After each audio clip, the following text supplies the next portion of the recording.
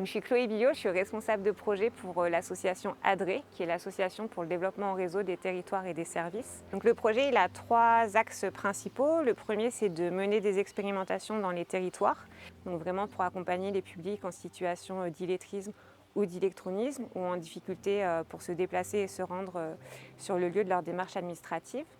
Le deuxième axe, ça concerne plutôt la mise en place de diagnostics de territoire. Donc chaque territoire a créé des communautés d'acteurs qui se sont rassemblés pour identifier ensemble les leviers, les atouts disponibles sur le territoire pour accompagner ces publics précaires et aussi les freins qui persistent et voir comment y répondre ensemble.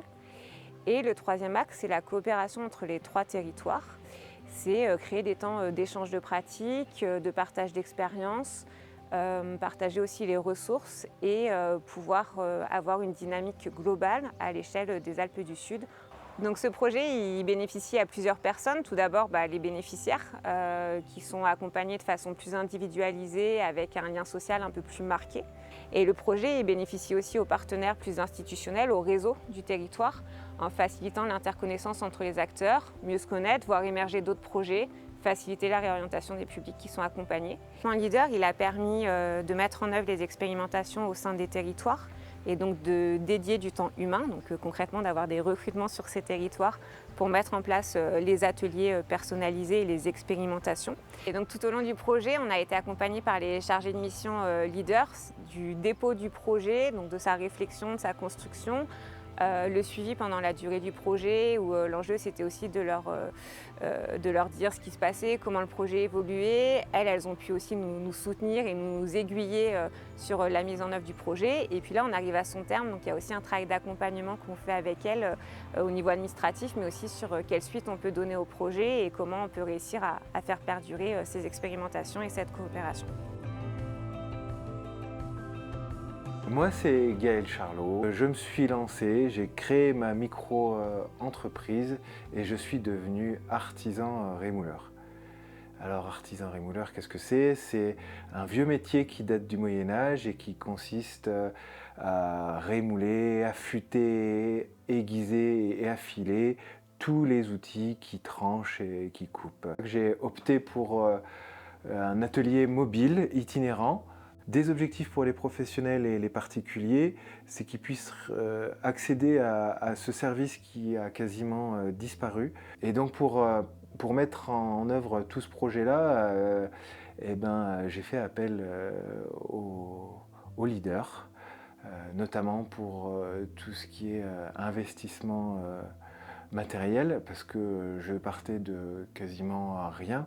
Mais c'est pour ça que j'ai commencé à rencontrer les chargés de mission et les personnes qui travaillent pour le leader local. J'ai vraiment été accompagné tout au long de la construction du dossier pour comprendre déjà comment ça marche, pour m'aider à le remplir correctement. Et après, plus tard, j'aimerais pouvoir développer un peu, pouvoir proposer mes services toujours à un peu plus de monde, si possible un peu plus loin, d'autres villages un peu plus haut.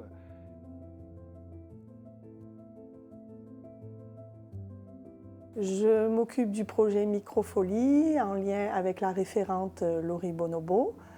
Le projet Microfolie consiste en un musée numérique qui est un musée numérique qui donne accès aux œuvres du château de Versailles, du musée du Louvre, de plusieurs musées parisiens et au-delà de France. La Microfolie a ouvert ses portes en septembre 2023. Elle est à destination des adultes comme des enfants. Outre le financement qui a permis d'embaucher une personne pour le suivi de la Microfolie, nous avons été aidés techniquement par toute l'équipe leader qui a su, à chaque étape du projet, nous informer sur les étapes à ne pas rater, les documents à avoir, etc. Je suis Christian Vapu, élu à la commune de Tallard. L'idée de départ de cette microfolie, ça a été la découverte sur Internet de ces installations un peu partout en France. Donc quand j'ai vu ce projet, j'ai été intéressé pour la commune de Tallard. En tant qu'élu à la culture, ça me semblait être un projet intéressant. Et le musée le plus proche, c'est Gap, et peu d'habitants de Tallard vont au musée Agape. Donc c'est intéressant que le musée vienne à eux et soit disponible pour permettre de visiter d'autres musées en France et à l'étranger, des musées et aussi éventuellement voir des concerts, voir tout ce que permet la microfolie. Donc, je suis également membre du comité de sélection des projets leaders et à ce titre, évidemment, je vois passer tous les projets sur le département qui ne concernent pas toujours la culture, qui concernent toutes sortes d'activités. Et c'est justement ce qui est intéressant, c'est de pouvoir réfléchir, analyser un petit peu ces projets et donner son accord ou pas.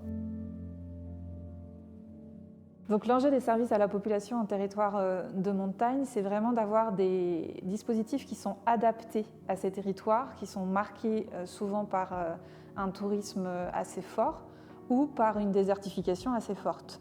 Donc avec un enjeu de développer des systèmes, des dispositifs, des programmes qui soient très adaptés et d'avoir de la coopération à l'échelle territoriale. Et pour ça, c'est l'une des raisons pour lesquelles Leader, pour moi, est aujourd'hui assez important dans les dispositifs de financement, parce qu'on est souvent à la recherche de dispositifs plutôt innovants, qui ne sont pas à une échelle nationale, qui sont vraiment à une échelle très locale. Et donc Leader permet le financement de ces innovations pour tester et expérimenter des dispositifs. Pour le projet Lab 3i, et donner un exemple très concret, donc on a été chef de file de ce projet, Lab 3i pour illettrisme, électronisme et itinérance. Et l'enjeu était vraiment de créer des communautés à échelle locale pour échanger sur les difficultés des personnes qui sont les plus en difficulté liées à leur démarche administrative et de voir en fait quels dispositifs on pouvait mettre en place au niveau local. Et l'un des objets les concrets qui est ressorti, c'est un jeu, un serious game, qui permet de tester les difficultés de ces personnes qui sont en difficulté avec l'écriture ou la lecture ou les outils numériques.